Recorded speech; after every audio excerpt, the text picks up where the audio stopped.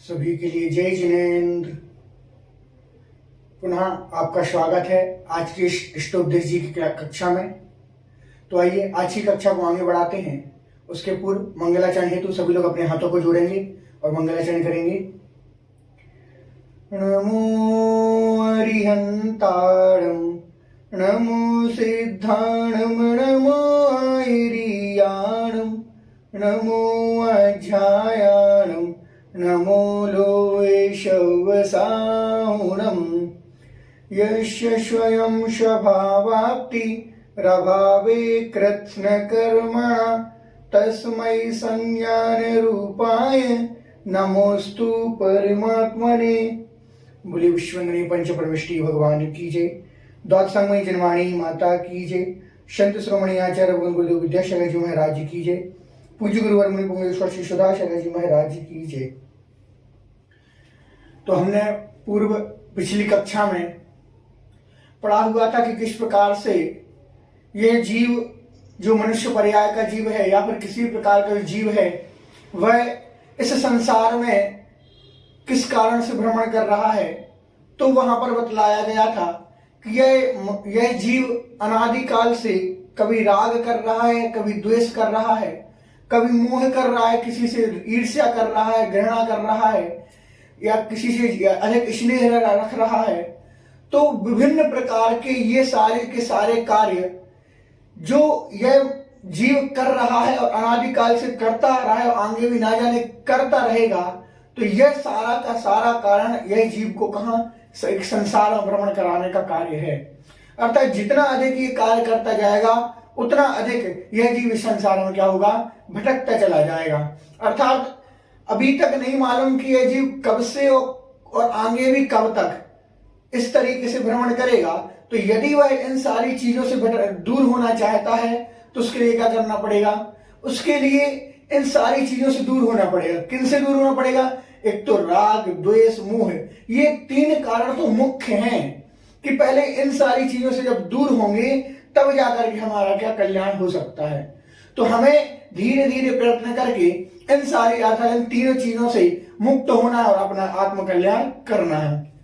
तो आइए आज की कक्षा को हम प्रारंभ करते हैं। उसके पूर्व आज के विषय को हम थोड़ा सा समझ लें कि आज के विषय में आचार्य पूज्यपाद स्वामी जी बतला रहे हैं कि किस प्रकार से हमारे किए हुए कर्मों का फल हमारा हमेशा इंतजार करता है। अर्थात जो हमने पूर्व में कुछ कर्म किए होंगे, अर्थात जो पाप किए होंगे, उसका कर्म बंध जो हुआ था उसका फल हमारा क्या हमेशा एक के बाद एक इंतजार करता है। तो किस प्रकार से करता है तो इसको एक उदाहरण के माध्यम से यहाँ पर श्लोक में बताना चाह रहे हैं। तो आइए आज के इस श्लोक को हम पढ़ते हैं। विपद भव पदावर्ते, विपद भव पदावर्ते, पदिके वाति वाह्यते, पदिके वाति वाह्यते, यावत् तावद् भवन्तन्यः प्रचुरा विपदः पुरः। विपद भव पदावर्ते, पदिके वाति वाह्यते, यावत् तावद् भवन्तन्यः प्रचुरा विपदः पुरः। विपद भव पदावर्ते, पदिके वाति वाह्यते, यावत् तावद् भवन्त्यन्यः प्रचुरा विपदः पुरः। बहुत ही सरल श्लोक है, बार बार अभ्यास करें और अभ्यास करेंगे तो अपने आप ही स्वतः ही आपको श्लोक उसका उच्चारण बहुत अच्छे से आ जाएगा। तो आइए अर्थ देखते हैं। तो यहाँ पर किस प्रकार से बता रहे हैं कि मनुष्य के जीवन में किस प्रकार से विपत्तियों का उसको कर्म के फलों का सामना करना पड़ता है और किस प्रकार से हमारे कर्मों का फल उदय में कैसे आता जाता है। तो देखें, विपद अर्थात विपत्तियां, परेशानियां, विपद अर्थात विपत्तियां, परेशानियां, भव पदावर्ते, भव संसार रूपी, पदावर्ते पैरों के द्वारा चलाए जाने वाले घटी यंत्र के समान। भव संसार रूप विपत्तियां, भव संसार रूपी, पदावर्ते पैरों के द्वारा चलाए जाने के समान अर्थात घटी यंत्र के समान, पदी का इव यहां से निकलेगा, पदी का इव अर्थात रहट के डंडे के समान, रहट के डंडे के समान, अतिवायते, अतिवायते यावत अतिवाहिते आकर के जाती हैं, यावत जब तक तावत तब तक, जब तक एक आती है तावत तब तक अन्य, यहां से निकले अन्य अर्थात दूसरी, अन्य प्रचुरा अर्थात पीछे, विपदा अर्थात विपत्तियां, पुरा अर्थात खड़ी रहती है। अर्थात यहां पर पहले इसका थोड़ा सा हम एक बार समझें कि यहां पर ये कहना चाह रहे हैं कि जो हमारी विपत्तियां हैं, अर्थात हमें जो विपत्तियों का सामना करना पड़ता है वह किसके समान, संसार रूपी जो घटी यंत्र होता है, रहट का डंडा बोलते हैं जिसे, आप लोगों ने कभी देखा होगा पुराने गांव में, छोटे गांव में, कि जब कुएं से पानी खेतों में डालते हैं तो एक कुएं में एक डंडा लगा देते हैं साइड से, एक गाय के माध्यम से, एक पैरों के माध्यम से उसको क्या होते हैं चलाते हैं, तो उसमें छोटी छोटी सी पानी से भरी हुई डिब्बियां लगी रहती हैं। अर्थात ऐसे उसका एक क्रम बनाया जाता है कि एक ऊपर आएगी, एक खाली होगी, दूसरी फिर आएगी पीछे से, दूसरी खाली होगी, फिर तीसरी आएगी पीछे से भर के और वहां पर खाली होती जाएगी। मतलब ये क्रम हमेशा उसका चलता रहता है। मतलब जैसे जैसे वह गाय इत्यादि जिसको भी बांध करके घुमाते हैं तो क्या जब तक वो चलती रहेगी तब तक वो पानी क्या होगा, एक के बाद एक के बाद एक के बाद दूसरा आता जाएगा, एक खाली होगा दूसरा भरा पीछे तैयार है, एक खाली हुआ पीछे दूसरा तैयार है।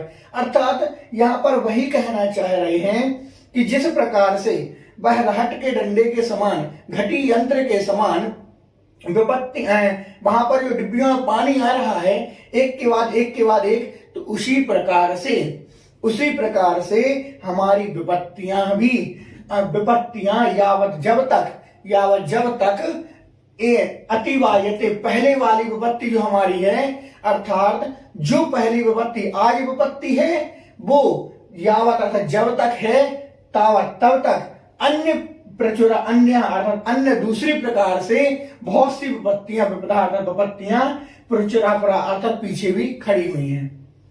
अर्थात हमारे साथ क्या होता है, आज किसी चीज से परेशान है हम, आज हम थोड़े से परेशान हुए, कल पीछे पुनः दूसरी विपत्ति लगी हुई है, दूसरी परेशानी लगी हुई है, कल दूसरी का सामना नहीं किया कि परसों तीसरी आ गई, तीसरी का सामना किया चौथी पुनः खड़ी हुई है। ये सारे के सारे हमारे किए हुए कृत्य हैं। अर्थात हमने ऐसे पाप किए होंगे, ऐसे कर्मबंध किए हैं कि जिनका दुख हमें हमेशा भोगना पड़ रहा है। आज तो भोग ही रहे हैं, कल भी भोगेंगे, उसके बाद दूसरे कल अर्थात परसों भी भोगेंगे।